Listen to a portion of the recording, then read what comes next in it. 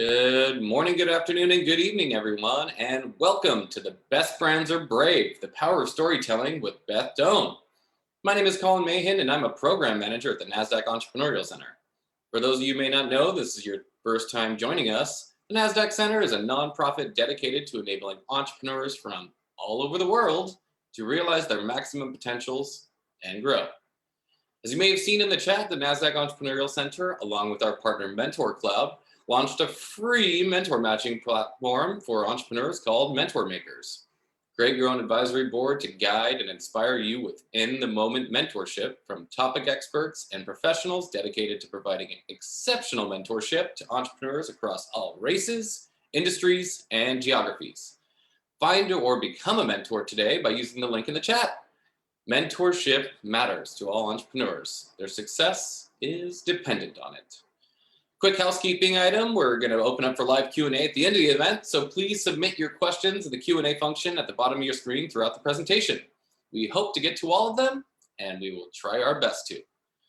None of what we do could be possible without all the amazing support from our sponsors, including NASDAQ, Lehigh University, Bank of the West, KPMG, Wilson Sonsini, Woodruff Sawyer, BPM, and NZTE. We are continuously humbled by their contributions. Now, during these still unique times, we're curious on how sentiment is among the entrepreneurs we work with. So we're going to start by taking a few polls to let us know how you're feeling about your business right now, and also what's keeping you up at night. The first we have been measuring since the beginning of the pandemic, and so these data points help us understand how things are going out there in the entrepreneurial global ecosystem. The second is, what are you looking to learn more from? These real responses get measured and help us understand what the topics we should be hosting in the future are. So appreciate you guys taking a moment to take these polls. They're flooding in, so really appreciate it. And I'm going to share these results in just a moment, but I want to give each and every one of you a chance. So I'm going to leave this up for another 5 seconds or so. Thanks for your responses, but we want to get started as soon as possible. So I'm going to share these results. All right, optimism is at the top of the key, 81%. So that's good news, but also totally understand that some of you are feeling anxious and just surviving out there. We're still not out of this, but we are on our way out of it, hopefully. Finance, keeping you up at night, totally understand that. Sales and marketing and scaling also pretty high up there. We'll definitely get to some of those pieces in our presentation today. So I'm going to stop sharing that. And without any further delay, please join me in giving a warm welcome to our special guest that we have, Beth Doane. She's a managing partner and co-founder at Main and Rose. Beth, welcome. Hi, thank you so much for that great introduction. I really appreciate it. Amazing. Well, over to you, and so looking forward to learning today. Thanks again. Ah. Hi, everyone. I'm so excited to share with you all about storytelling. It's one of my favorite things to speak about because it really drives how successful any company, brand, or entrepreneur can be. So if you understand the keys to storytelling and you understand why it matters and you understand how a brand can really harness it to drive sales, you can sell anything to anyone with ease. So I can't wait to hear some of your stories at the end. I'm so glad we have time for Q&A because I love getting to hear what you're working on and what's really going on within your business and how I can potentially help, especially with what we're going to talk about today. But with no further ado, let me share my screen and we're going to get started with the presentation. Okay, so it all starts somewhere. And this is a picture of me and my little sister growing up on this small farm in Ohio. And I want to open today with a really vulnerable and personal story that has shaped my life dramatically. And we're going to talk a lot about how when we understand our own stories, we can better understand how stories work in the larger frame of life and in business. So on this little farm, there was an area we had over 100 sheep born on our property. And this picture is me and Amy huddling, pretending to be sheep in one of the little areas where the baby lambs would go. And here's more from this time in my life. You can see me and my mom when the babies were born every year. We would go out and spend so much time with them.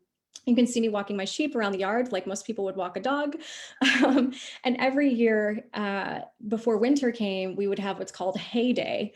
And our hay day was when we went and drove down to the whatever local farmer was selling hay for the best price. And we would load up my dad's old pickup truck and we would bring in all this hay so that the animals would have hay for the winter instead of eating grass. Since there was no grass in Ohio, it was very, very snowy and freezing throughout our winters. And Ohio was really a remarkably beautiful and calm and quiet place to live. And I'm really, really thankful that I had a childhood that was in many ways very unique, but also really beautiful. And where I want to take you on this journey of my personal story, I want to open with this quote by one of the greatest writers of all time, Leo Tolstoy. And he says that all great literature is one of two stories. One either goes on a journey or a stranger comes to town. And what I've realized about the story that has shaped my life the most is that not only did my life take a turn for a very unbelievable adventure, but there was definitely a stranger in my story as well. And what's interesting is that stranger was me. It was myself. And that might sound crazy, but I'm going to go into more detail. So, as I said, my sister and I grew up together, but we weren't biologically related. What's interesting is something that I would never have talked about even just a few years ago, but we were both adopted out of the US foster care system. I was about 6 months old, and I think she was about the same age, from two completely different families. And we were told that because our adoption was closed, we would never find out who our biological parents are, if we had siblings, any health issues. And we grew up just accepting that that was a fact. And I think a lot of the time we felt quite guilty for wanting to know those answers because we had a great childhood. But as we got older, both of us struggled. And like any human being, we wanted to know what the story was for us. Why were we adopted? Why couldn't we have answers? Why was there this thing called closed adoption? All of this was really, really challenging for us to deal with, even if we didn't deal with it outwardly. And as I got older, I went and I tried to find out a bit more information through the Center for Vital Statistics, through the adoption agency that handled our adoptions. And every time it was like a door slammed in my face. There was no answers. This was a very, very well done legal process. And there was no way of accessing that original birth certificate. So I gave up and I moved to Los Angeles, which is where I started my first business. I had an equity investor.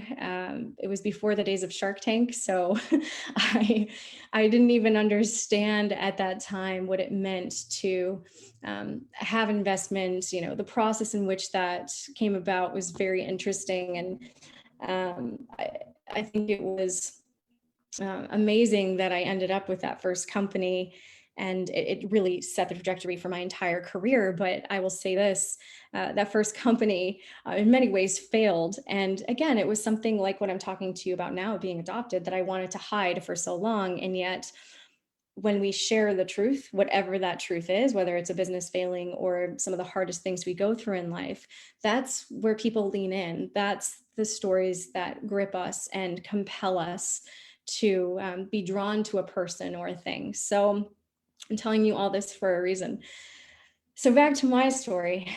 Went to LA, started my first business. I was 22 years old when I first went there. And I got a call from Amy, my little sister, and she said, "You're not going to believe what's happening in Ohio. They're overturning the closed adoption law." for the first time. And hundreds of thousands of adopted kids like us are going to find out our biological history for the first time. So we both applied for our birth certificates, went through the process, and she got hers first. And I will never forget, we took her birth mom's name and we typed it into Google. We found a Facebook page for this woman named Karen, who we thought was her mom.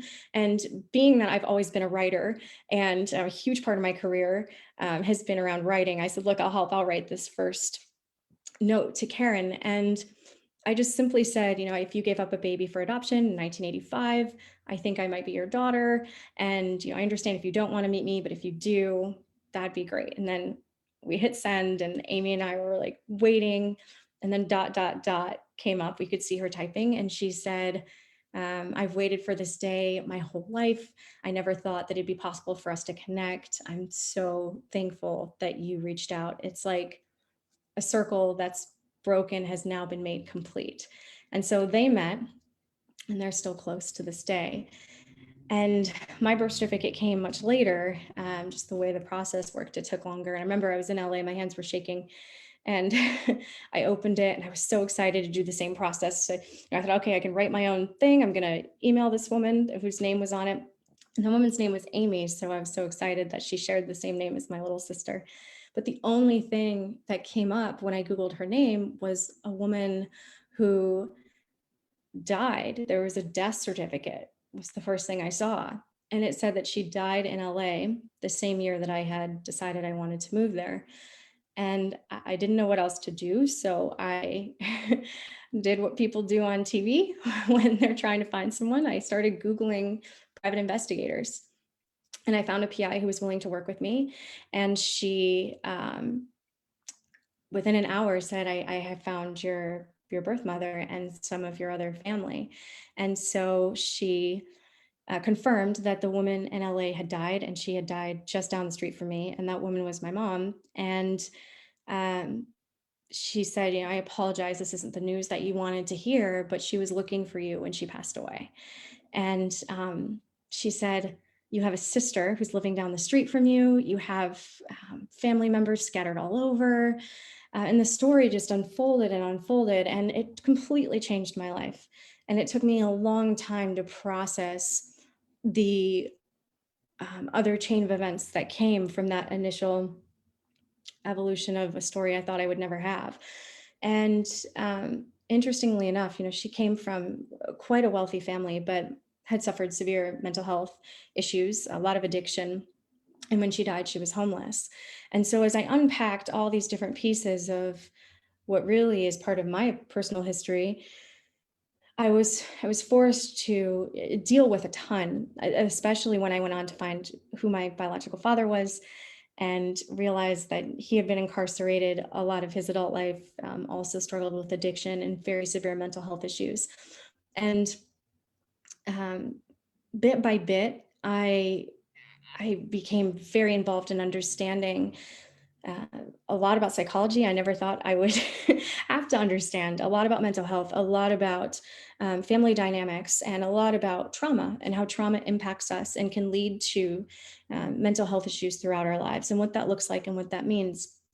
But overall, what I get asked the most is, well, are you glad that you searched for answers? And the answer is ultimately always yes, because no matter how brutal the truth of a situation might be, or how sad or upsetting, when we have the truth, it, like the old saying says, it can ultimately set us free.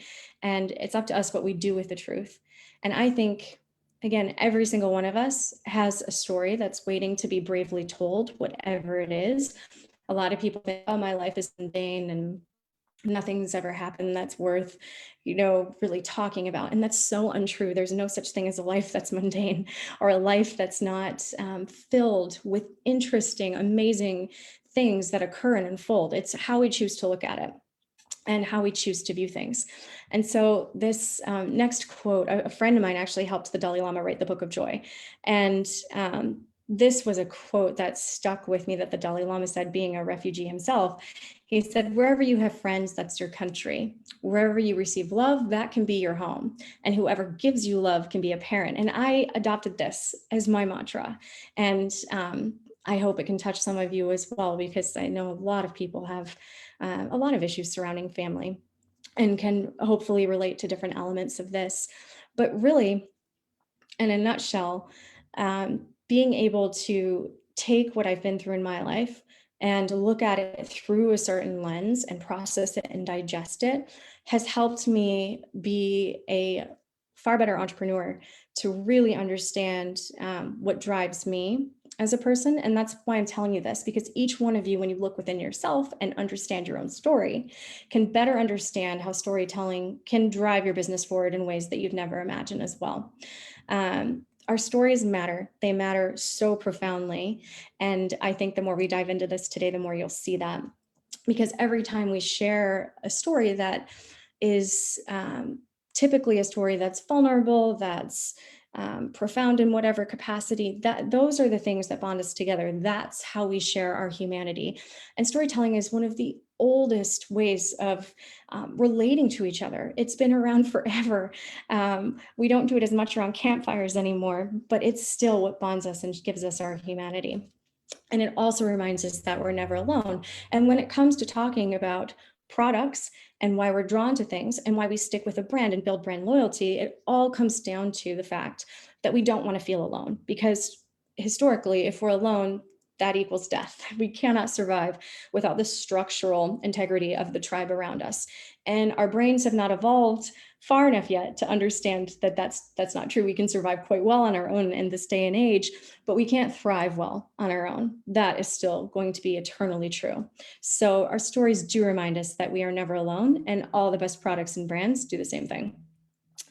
And our stories also shape and define what we're drawn to and why. So what I've been through in my life might make me drawn to a certain career, a certain product. I know that what happened to me and unfolded the past 5 years has really helped me see why I started a branding agency. It's all about identity. It's all about diving into really why a product or a person or an executive is who they are and how they're going to reach a certain market and really leave an impact.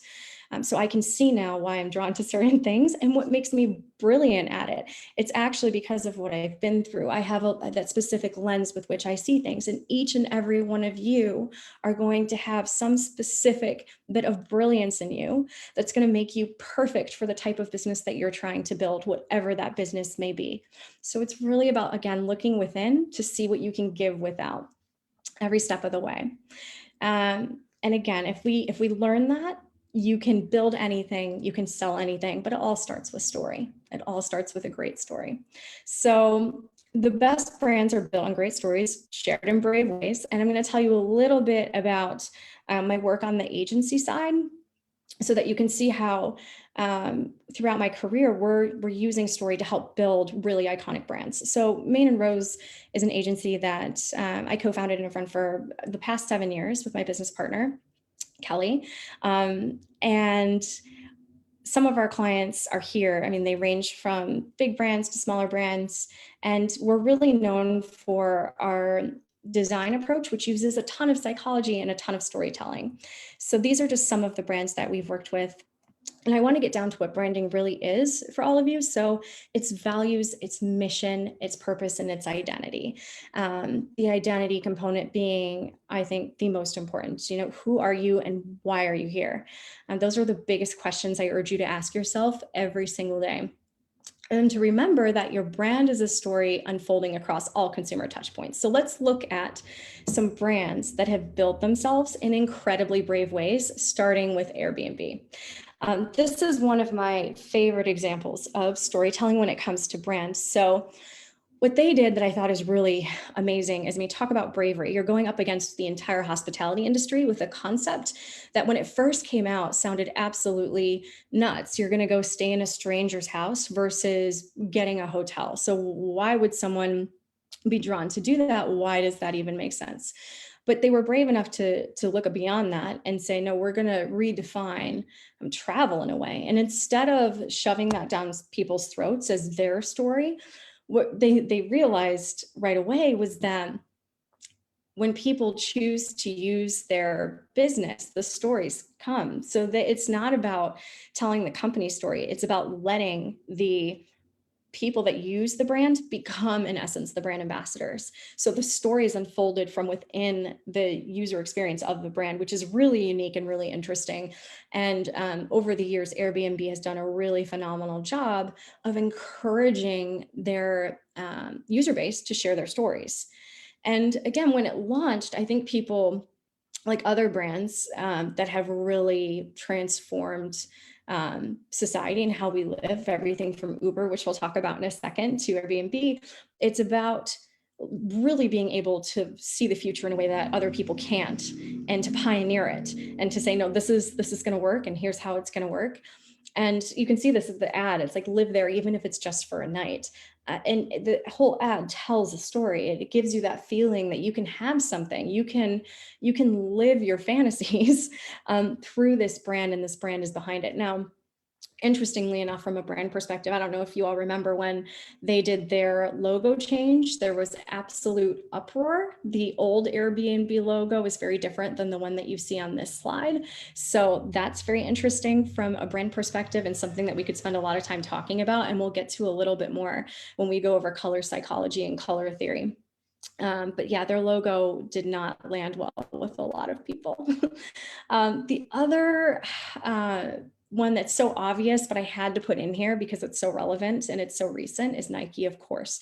And Nike for a very long time has been brilliant with how they've run their brand marketing, how they've used storytelling. But this particular ad, which is all iconic and we've all seen it now, I want to note, was almost killed by their executive team. It boosted sales by more than 31%, which is epic, but it almost didn't happen. When companies make a decision to do something that is brave, quote unquote, pushback makes sense. Nobody wants to risk anything too much that it's going to hurt the business. So when each of you are looking at maybe doing something remarkable or brave with your branding, you do have to understand one thing inherently, and that is your target market. And you cannot build a brand or build good stories without knowing who you're telling them to. Now, we'll get into later how there's certain elements of story that are universally applicable, and everyone will lean in if you tell a story in a certain way, but you have to know who you're telling it to a certain extent. That's really important. And I think with Nike, that's one of the main things to keep in mind here is this worked. It was scary for them to do it. A lot of people at the top said, nope, this is too much. But at the end of the day, their market responded. They knew their market, and they trusted that they knew their market. So that's important. Burt's Bees is really interesting to me because I think that with them, they were a pioneer in a space that now we take for granted because it's everywhere. There are so many brands now that are passionate about having natural ingredients, sustainable sourcing, things that have become very second nature in our day-to-day brand world. But back when Burt's Bees launched, what was interesting is while they maybe even at the beginning thought they had a very specific target market, kind of the more granola consumer, it wasn't. It became much, much more appealing to a larger mass market. I mean, everyone I knew had Burt's Bees, especially a couple of years ago. And what's interesting about that is the story around the brand was so compelling that it even became a documentary, and that documentary took off, and everyone wanted to know who Bert was. And it became this big thing. And the product was solid, but the story behind it really resonated. And so I think these sort of case studies are really intriguing, and ones that we can really look at when it comes to understanding what makes certain things take off in a really compelling way when it comes to storytelling with businesses and brands. Again, I wanted to include more recent ones too. So Burger King, I don't know if we've all seen this yet, but really innovative. I think they did a really good job with this campaign, even if it's not pleasant to look at, that's the point. They wanted to come out strong and especially from a fast food company, showing that the beauty of real food is that it gets ugly. It's, natural, no preservatives.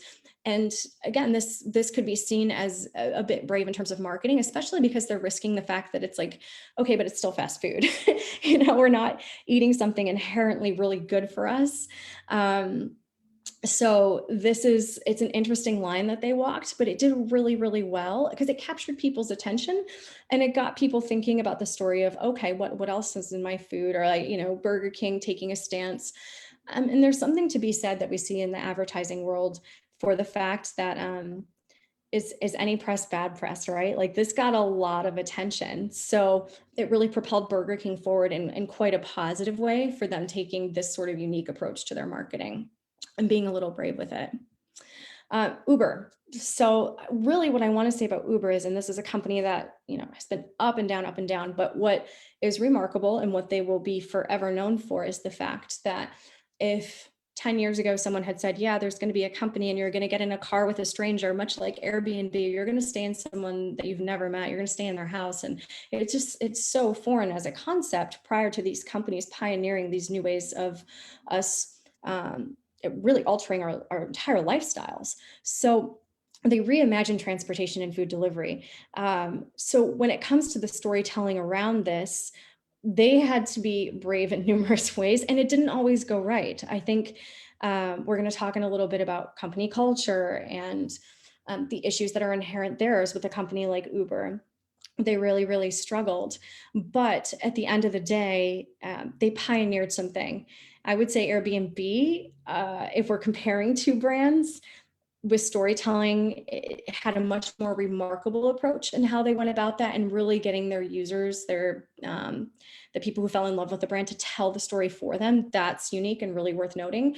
Uber didn't do as much of that, I would say, but at the same time, it became a word. We now Uber places. Like, there are very few brands that have reached that status and reached it in a quick fashion where it just transformed our lifestyles. And so the bravery it takes, I want you to think of that too. Look at your personal story, and then how is that driving the kind of business you're building? Because it might be your personal story that is the catalyst for building a brand that in and of itself is exceptionally brave in how it approaches the market. So I want you to think about that in two different ways. Your storytelling, it's more powerful when it's brave, but maybe it's your personal story of why you're starting the business, and the business itself is super brave. So you can look at this in a lot of different ways. And then the Dove campaign. So this is going way back. I remember, gosh, this is at least a decade ago, I would say, when I was in Chicago with one of the teams that helped build this campaign. And I was just blown away because, again, at the time, now we see positive body image, blah, blah, blah. It's everywhere. And thank goodness it was time for that shift to occur in our society, by all means. But Dove started with this campaign, and they were one of the first. And I think it should be noted that this was done at a time when people weren't doing it. So now, again, I encourage all of you as entrepreneurs, what are you building now that's going to push the needle forward on some other issue, whatever issue it is that applies to your business? How are you being a pioneer in that sense? I want you to ask yourself that. Like, how do you build the Dove campaign or become the Uber? You have to do something, typically speaking, that's really solving a problem and really appealing to people in a unique way. So this was the campaign you can see on the slide. It's launched in response to a study that only 2% of women thought they were beautiful. I mean, there's now a million different issues like that you could address with your product or your campaign, taking a statistic, turning it into a story. So I think that's really worth noting. And then the psychology of branding. So this is really exciting to me because psychology, I think it drives everything in life. And if you understand psychology, you can really master your business in a lot of ways. So there was this economist and Nobel Prize winner, Daniel Kahneman, who found that people would rather achieve losses than achieve gains of a similar size. This is human nature, basic psychology 101. What you need to know about this from a business perspective is that this is how it is. You have to convince someone that they're going to gain by giving you something that they typically feel like they're losing, which is their money, right? So what's important here with loss aversion is to understand how deep this actually goes. So you can see the experiment on the left that he did with the people in this particular instance. And it's really remarkable. We're so afraid of losing. We would rather not gain anything than lose. And so what do you do as a brand? There's a few things. So you want to make sure from the brand story perspective that you're doing free trials and rebates, that you're making it so hard for someone to say no to whatever it is you're offering. Now, not everyone on this webinar today is going to have a product, but it doesn't really matter because you can find ways to make this applicable to even a service-based business, right? So you limited time only, frame your brand as something they'll miss out on. You can offer guarantees or a lowest rate guarantee. These are things that you want to start thinking about from a brand story marketing perspective that really do matter. And what most people don't know is that 90% of people make a subconscious judgment about a product within 90 seconds. So you have to make sure that the first thing someone's seeing is really compelling. And we're going to get into this a lot more, but I think these statistics are really, really important. Now, 90% of that decision is based on color. We're going to talk about color psychology, which I love. If you take out your phone, I love doing this. And this is a screenshot, and you look at the apps on your phone, and I have them categorized on my phone in these different settings. So this is food, for example. You start to notice something really interesting going on. You'll notice that your finance is largely blue, that food is largely red, and there's a very specific reason for this. Hundreds of millions of dollars are spent a year trying to figure out psychology and why we're drawn to certain things. So on the left, you can see, colors really shape our emotional response, and there's different things that color does and different things that are triggered in our brains. And it's really important to understand this when you're creating a product or a company. And I think it's really great to just break this down in really simple terms. And I always say, just take out your phone, take a look at what's going on. If you were to categorize all the apps that you use, whether it's transportation, travel, food, wellness, fitness, medical loves to be blue. So whenever we're doing a medical project at our agency, lots of blue is involved. And there's reasons for that that are really, really interesting. So never underestimate the power of this with your brand. Conduct a color audit of competitors. You should always know your competitive landscape. And then consider what feelings you want to evoke in someone. This is all part of that overall brand story that you're telling. You tell the story with words, you tell it with color. So messaging, design. That's how you build a branding agency. It's those two things. It's the words you use, and then the design, what someone's seeing with their eyes, and giving them that emotional response so that they take an action. So virtue and status signaling, the brands on the right we're all familiar with. And when someone purchases one of those brands, a lot of the time, especially with Louis Vuitton, there's some interesting research that's been done. It's not because someone is obsessed with the color pattern they used to have, which is the brown and the gold. Most people statistically find that quite unattractive. It's not considered something beautiful. Our eyes psychologically would not naturally be drawn to that. So why do people buy things that they, like if it didn't have a brand on it, why would they buy something they don't really love? Well, it's all about virtue and status signaling. It's all about aspiration. We buy something because it makes us feel like we're at a place in life where we may not be yet. Brands like Patagonia, of course, like that's to status signal to someone else that we're in the club of people who love the outdoors and we value certain things that are affiliated with that brand. But Tesla, same thing.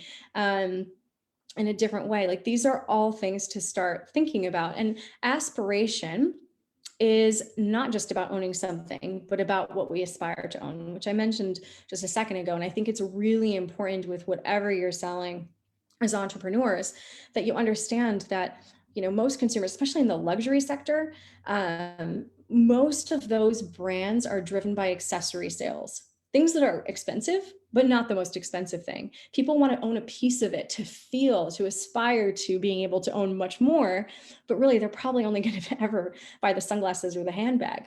It's really interesting to understand that. Today, the biggest shift that we've seen the past few years is just this massive push towards consumers wanting companies to do the right thing when it comes to people and the planet and their employees, the support for social causes, and wanting companies to stand up for things that matter. I mean, this is why storytelling now is imperative. You don't have a choice. You have to be able to tell the story of your brand in a way that's going to really move a customer, or you've lost them to another brand that's doing it better. So authentic storytelling. Again, the story I shared with you earlier, not an easy thing to share ever, but the most compelling stories require honesty and vulnerability. And as a brand, you have to harness that as well. I'm going to talk a little bit now about the art of storytelling when it comes to the hero's journey, which was really made known by a man named Joseph Campbell, who was a prolific author and mythologist and just an absolutely brilliant individual. If you haven't heard of him or know of his work, I highly encourage you to tap into it. It's really, really profound what he wrote about when it came to storytelling. The hero's journey is really a storytelling framework broken out into steps. And if you look at any of the greatest stories ever written, whether it's Star Wars or, these iconic stories that we hear about our whole lives, they tend to follow the hero's journey. I think Star Wars follows it almost to a T. So you have the main character, they're called to adventure, as we talked about at the very opening. There's always an adventure. There's a supernatural aid. Sometimes this is where maybe a mentor comes in as well. There's like a wizard, or the old grandfather, or the person that comes in to offer that little bit of advice before then the main character goes on to the next thing, the beginning of their transformation. And as you look around this circle, this is how great stories are told almost always. There's exceptions to this rule, but there are few and far between, and most of them don't become the greatest stories you've ever heard. And I think what's frustrating to a lot of people is, like, how on earth do I become a good storyteller? Well, first of all, you have a story inside you waiting to be told, hands down. It might be a story about a grocery store that you went to and something that seemed kind of unremarkable happened, but the way you frame it turns it into something really profound. It could be something about your family or a pet you had. I mean, stories are limitless. They are within us, waiting to be told, waiting to be structured. And what I think this does is it makes it so that it's clear that you can see that there's a framework you can use to actually tell your story, this framework that is there for you to use and make your story that much more compelling by putting it into these bits and pieces. And I want to talk a little bit about Save the Cat. So again, this is another framework you can use for your storytelling that I've used throughout the years, and I've seen so many people in branding harness this to make their brands even better. Save the Cat is what screenwriters use when they're writing a script. And the greatest thing about this that I love the most is, if you think of, again, all the best movies of all time, or really famous series. There's one in Netflix I'll tell you about in a second. The opening scene often has a main character saving an animal or doing something kind or helping an old lady cross the road. That's called a save the cat moment. And what that does, it endears you to the main character at the very beginning. And then you are guided by that character throughout the entire act 1, act 2, act 3 of that story. There's a great scene in House of Cards, the opening scene, where Kevin Spacey is both saving a dog by putting it out of its misery, a dog that was hit by a car. He twists its neck, which is quite brutal, but he's saving it from suffering, but it's a brutal act at the same time. It's really fascinating save the cat moment, where he is showing you in an instant that he does have a heart and he's trying to help an animal that's suffering, and yet he can be brutal at the same time, and he's looking directly at camera the whole time he's doing that. So that's something I want you to understand, is that, again, the best storytelling often has this very, very well thought out process that you can plug and play. So when you're looking for a great story, there's an actual entire framework that's used. And so you can open with a save the cat moment, and then there's all these other what are called beats throughout that you can adapt yourself and turn into beats that fit the story you're trying to tell. But it's absolutely fascinating. So hold on 1 second. Okay, we're back. I think I just needed to restart my video. Okay, so what brands can do. Here's the most important thing. So again, all these major stories tend to follow the Save the Cat format or the hero's journey format. Now, when it comes to brands, you have to understand how to make your consumer part of that story. So you have to figure out what makes sense for your brand and how it fits into the journey of the customer. Why are they tuning into your brand story? Who are they? Where are they coming from? What do they want to see your brand do? You should be able to share your brand story in 60 seconds or less. That's something I encourage every single one of you to nail down. So see if in those 60 seconds you can write it out. I really encourage you to write out the story of how you founded what it is you're founding, what problem does it solve, and end on a high note. How can that person that you're sharing that story with potentially help you? But you can look at these Save the Cat and Hero's Journey frameworks to help you dial that into 60 seconds. You can actually use that to help you tell your brand story in a really compelling way. The other thing that I think is really important to mention is people care more when you are brave with your brand. People are going to pay attention if you do something that isn't seen every day. They're going to pay attention if you're vulnerable. They're going to pay attention if you take a risk. Even if you mess up along the way, even if that risk falls horribly flat. The United States as a culture and a nation for year after year, we love a redemption story. We love to see a brand or a person fall and then rise back up. Don't worry about failing at trying to be brave with your brand story. Just do something deep that comes from a deep place within you, from within a deep place of the brand, and you will have success just by being brave enough yourself to push yourself to do that with your brand. Because consumers, they want to find someone who understands them. Remember, it's all about feeling like we're not alone. It's all about feeling like we have a place to belong. Those are psychologically very deeply ingrained in us as human beings. And if you tap on those things, you will always have a customer. You will always have someone that will show up time and again, because they're coming back to their tribe, and that's where they feel like they're known, they're safe, they're wanted, they're accepted, and that they can really feel at home. You want your customers to feel at home with your brand. So always prioritize honesty over looking polished. Prioritize that core customer that you know is your right fit for your brand through your target market research, and you won't go wrong, because even if you fail, you'll have still made a mark and you'll have learned from it. And you can always rise back up. So having said that, a lot of the biggest issues we do see with brands and where things go wrong, it's oftentimes coming from within. It's actually coming from things like company culture and people within the company saying, hey, this brave message we're telling, or this brave thing we're pioneering with the company, it's not being reflected from leadership. It's not being reflected from within. So team culture with whatever you build is absolutely paramount. Your internal culture creates your brand. And we saw it with SoulCycle, Uber, Amazon. We're seeing it more now with Amazon every day. I know they're working to figure it out, but companies who don't figure it out have a much higher risk of failing, no matter how brave they were with what they're trying to do. So as you're building your company, think about building a place that you want to be. That's really important. You also want to make sure that you define what your brand means internally. You want to listen to your employees on a regular basis, because if you let them, they will always tell you when you're going a little off center. And they will be the people that you will be most thankful for at the end of the day, because they will always speak up and they will bring you back on course. So it's important to do those periodic check-ins, really have that culture dialed in and take it really, really seriously. Right now, mental health is non-negotiable, and there's more on this every single day. People are realizing that what does money mean at the end when you're too sick or tired or worn out to even spend it? Like, what's the point? So that's something really important to consider as well, and something I know at our company we're very passionate about. And also remember that brands are truly living things.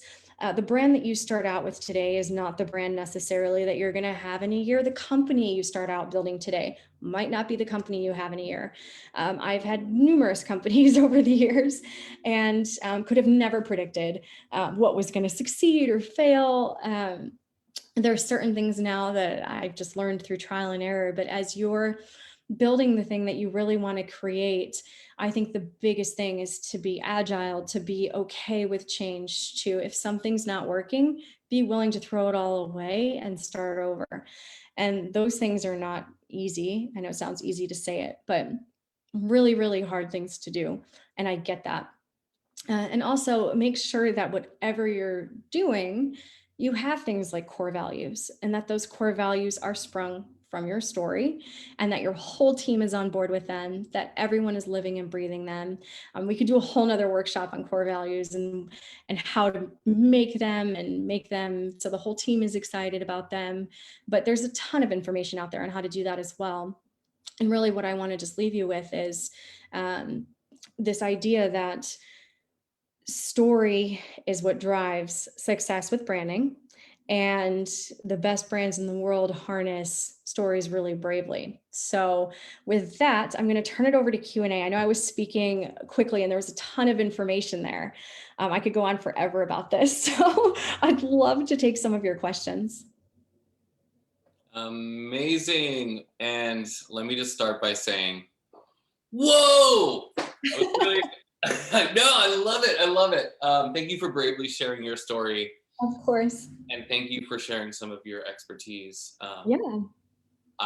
Our amazing web production manager was typing to me that my phone looks like your app screenshot. I've always coordinated them by color, and just because I think it looks good. But when you said that, I was like, anyhow, I'm not actually OCD. I just like colors. But thank you so much. This is amazing. For those of you who have questions, drop them into the Q&A function. We've got some pre-submitted ones as well. But just to kick us off, Beth, somebody's Sure. asking, how do I attract and hire people who are good storytellers? And I guess side one would, how do you suss out good storytellers? And what kind of education background creates them? Okay, so a good storyteller can come from absolutely any education background in the world. What I find is that some of the best are people who've had practice at improv. So anyone who's studied any kind of theater or presentations that were a huge part of their career at some point or their education, they tend to be good because they can think quickly on their feet and they've memorized a lot of narratives. But having said that, a good storyteller can come from absolutely anywhere. And storytelling's practice like anything else. It's really about finding the things, and you can tell there's so many ways I could talk about this, but you can find interesting stories from other people and tell them. So in an interview, when you're hiring someone to find out if they're good at storytelling or not, say, so tell me an interesting story, or tell me one of the most interesting things that happened in your life the past year, or what's one of the hardest things you've ever been through. See how they tell that story, or say, what was one of the funniest things that ever happened to you? And what I want each of you to think about as well is those very things. So everyone, like, just think about, okay, what's the funniest thing that ever happened to me? Think about your entire life, take a week or two and write down everything that comes up. And as you look at it, you'll probably have some funny things. Ask your family, ask your friends, like really start looking at it that way. And I think you'll come up with some really interesting things. But that's the best interview question, is to start asking people those kind of things and seeing how they think on their feet, how they respond. Versus their canned corporate answers. Exactly. Couple different questions around color theory, Beth. Ooh, First okay. one, I know that's a subject that I'm very excited about and think about way too often. But one is there a place to see what colors represent what emotion and what feeling they give? And I Yep. believe there is. Yeah. For that, you can Google it. There's a million things that come up. I know, because I've Googled it many times to see what new research is always coming out. I think I also wrote an article for Forbes or Inc. about this not that long ago. So if you search my name and color theory, and I think it was Inc., try that. There's a whole article there on color theory and how you can apply it to your business. Great. And then diving in a little bit more into the color theory portion, where you were talking about competitors, would you recommend a color palette similar to my competitors? Or if I want to invoke a different emotion, do you recommend going with that instead? Great question. So depends on who the competitor is and how well they're doing. The better they're doing, the more money they've probably invested in ensuring that their colors are appealing to their target market. And if you're sharing that exact target market, might make sense to mimic them in some capacity. But you can take a spin on it. For example, the medical field. It's not like we're just going to go with navy blue because 10 other brands did. We might say, this brand is actually reaching maybe a slightly younger market, or we want it to have a fresher feel. We're going to go with teal. So teal is a shade of blue, but it's fresh. It's a little bit more fun. So it's about looking at like different shades of color. And when you start getting into this, the options are endless and how you can pair colors together. So that's what I would say to that. Look at your competition, especially if they're doing well. They probably invested research into that or got very lucky. So by all means, like take a page from their book, but also look at ways that you can make your brand stand out. You don't want to look like everything else, especially now. There's way too much competition. Amazing. Well, there's a couple early stage startups in the group. A couple questions around one, how do you tell your story without over telling your story? By overtelling, I guess I would ask one clarifying question. Overtelling meaning taking too long to tell it, sharing things that are, I don't know, oversharing so the person kind of turns off or it's too much. Is there any, can they Over clarify? in all caps. And Julie, if you want to give us some flavor to that question in the chat, we'll get to it. But overs in all caps. I think what you were saying is the Oversharing. yeah. Okay. So you want to keep stories, well, depending on who you're sharing them with, being concise is key. So I would urge you to go to things like Save the Cat and Hero's Journey and look, like there's you can break them down even so that, say you want that 60-second share. When you have 60 seconds and you have to hit some of those core beats, so like open with something that makes the person feel attached to you, then move into something where you're on the journey and something big has to happen. There's something called an all is lost moment where it's like everything is over and then the hero emerges a totally different person than they were in the beginning, a changed person. The person has to change. If you hit on that, you can do that quickly, or you can take 2 hours and have Star Wars. But you can do that quickly. And if you look at that, you're not oversharing. If you have to hit those things, there won't be any oversharing because you won't have time. So try and think of it as a time limit with oversharing. Because I could say, my friend had a horrible car crash and she survived, or I could take 2 hours and tell you the same thing, but you're gripped if you maybe say something a little bit about the friend first, then the huge thing, and then she survived, and then she went on to speak about it or something, whatever. That's sort of an interesting thing. So oversharing will stop when you give yourself a time limit, I think. That's the biggest thing. Amazing, super helpful. And yeah, Julie chimed in and she was asking exactly what you just answered. So great. Early stage branding questions. There's a couple around when you're starting. Is there anything you would recommend focusing on, and how do you define your brand? So when you're starting a brand, is there anything to focus on and how to define it? Is that the question? Yeah. When you're starting a brand, there's everything to focus on. That's what's so hard about having a brand. I think the most important thing is, why are you doing it? You have to understand your why, because things are going to get so hard. You're going to want to quit at least once a day. But if you know why you're doing the company that you started out to build, it gets a lot easier to push through the hard stuff. So it always comes down to your why and what problem are you solving? How are you making people's lives better, easier, safer, healthier? If you get to that point first, that's the base of your brand. And then everything else is built on top. Building a team, getting the colors right, getting the story down that you're telling. But it has to start with your why. That's amazing. And yeah, Iffy from our Milestone Makers cohort. Hi, Iffy. Welcome to the webinar. She was asking about how to start her brand story, and I think you just nailed that one. It's all about the why that we discussed, Iffy. Sure, we could talk about that later next week when we chat. Question about critics. How do you handle tough times and critics when it's easy to back down and focus on, and back down, lose focus, and get demotivated? When it comes to critics, is that people who are not thrilled with your brand? Maybe there's a product failure or something like that, or critics from the start, like family and friends saying you're never going to make it? Mm, I'm imagining around the critics around the brand or what you're doing. Either one. Yeah, well, your critics can be your best thing ever if what they're saying makes sense. So the first thing is you have to understand, is the critique accurate, especially when it comes to someone critiquing a product or critiquing what you're doing.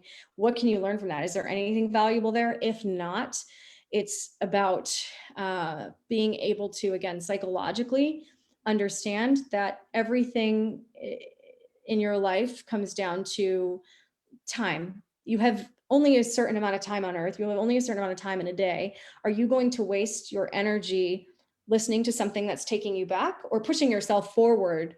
And entrepreneurs, you've got to always be in forward mode. You cannot let something that isn't accurate or actionable take you back, or someone else is going to be light years ahead of you and be selling way more and you could be out of business. So I think it's about realizing that when we put too much emphasis on the negative things other people are saying, we're losing so much. And if someone is saying something negative, but there's something positive we can get from it, then let's say thanks. It hurt, but thanks, and learning to frame it that way. Great advice. We're coming up on time, but I still want to try to get to some of these good ones. All right, Beth. So, question around how to convey a positive feeling quickly when the consumer's attention span is maybe 5 seconds. Yeah, it is. We say 7 seconds when they're looking at like a website and 3 seconds when they're looking at something like social. So when you want to convey something quickly, you go back to what colors you're using and what words you're using. You can use messaging and it will make or break you. So really understanding how many words can you chop off to say something in still a super strong way. That is critically important. So being a good writer, being a good storyteller, it's what it's all about. You have to be able to capture someone's attention. And most of the time that's chopping out as many words as possible because you have to be so brief. Amazing. All right.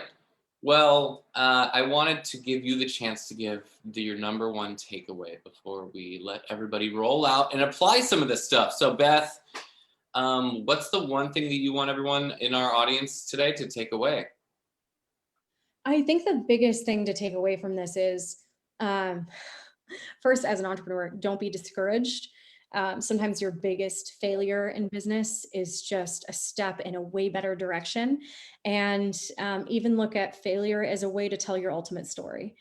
Sometimes our failures are beautiful design things in our lives to help ourselves and other people flourish in ways we never imagined. So really, no matter what happens to you, it's all a story. It really is. And it's just how you choose to tell it and shape it and frame it. True words. And thank you so much for bravely telling your story, speaking our community, and sharing some of the insights with us today. You rocked it. It's really amazing. And I hope everyone found a lot of value. Oh, fantastic.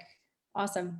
On behalf of everyone at the team at the NASDAQ Center, and I'm sure everybody in attendance, thank you so much, Beth. We hope to have you back, and it's been great to learn from you. For those of you still on, we'd love to hear your feedback from this presentation, in addition to the cheers I'm seeing in the chat. So if you could take a moment to give us a little feedback in our survey, that would be great.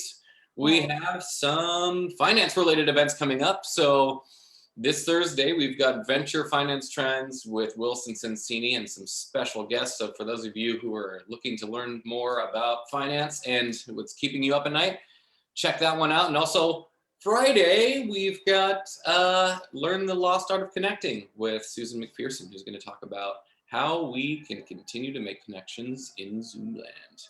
But Beth, again, thank you so much. This has been a lot of fun and very, very, very insightful. So to all of you still online, we look forward to seeing you next time. Thanks again, Beth. Bye, guys.